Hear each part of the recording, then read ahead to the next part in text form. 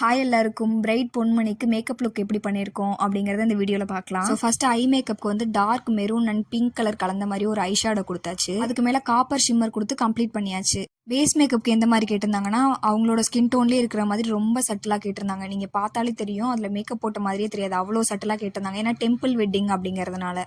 கோவில் போயிட்டு வந்ததுக்கப்புறம் ஒரு பட்டு சாரி கொடுப்பாங்க, அதுக்கப்புறம் லெஹங்கா சேஞ்ச் பண்ணுற மாதிரி இருக்கும். அதனால அதுக்கு வந்து நம்ம பிரைட்டாக மேக்கப் போட்டுக்கலாம் அப்படின்னு கேட்டிருந்தாங்க.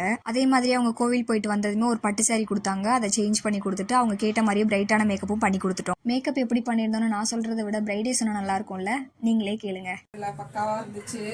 எல்லாமே மணிப்பெல்லாம் நல்லா எடுத்து நல்லா ஃபிட்டிங்லாம் நல்லா பண்ணி விட்டாங்க. மேக்கப்பும் நேச்சுரலாக இருக்கிற மாதிரி என் ஃபேஸை காட்டுற மாதிரி நல்லா இருந்துச்சு. ரொம்ப பிடிச்சிருந்துச்சு.